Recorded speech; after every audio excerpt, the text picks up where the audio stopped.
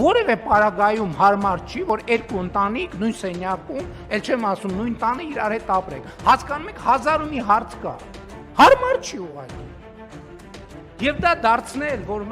այ գիտեք, սա մեր նահապետական արժեքն է, որ պապը, տատը, երեխեն, թոռը, 4 երեխեքը իրանց կանանց եւ ամուսինների հետ պետքա նույն տանիքի տակ ապրեն եւ սա մեր ավանդույթն է։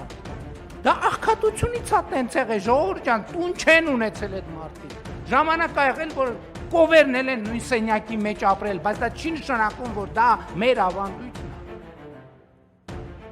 Եվ ես ներողություն եմ խնդրում, բայց սենց բաներ կա, ես հասկանում եմ, պետք է խոսացրել այդ բաները։ Որովհետև ընդհանուր քաղաքական մշակութային մակարդակում մեկ էլ բաներ են հնչում,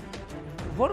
կարելի է նույնիսկ խելագարվել։ Դա աղքատության արտահայտություն է։ Լավ բան չկա նրանում, որ մի քանի ընտանիք իրար հետ նույն տեղն են ապրում։ Օգտվում են նույն ենթակառուցվածքներից եւ այլն եւ այդպես շարունակ։ Դա աղքատության ցուցանիշ է, դա աղքատության արտահայտություն է։ Եվ լավ է, որ հիմա երկիրը զարգանում այն տրամաբանությամբ, որ մարդիկ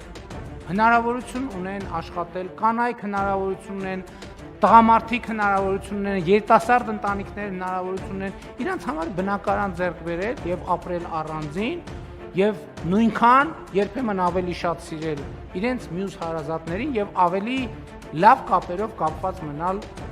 մյուս հարազատների հետ։ Հավանիր տեսանյութը եւ բաժանորդագրվիր նորությունները բաց չթողնելու համար։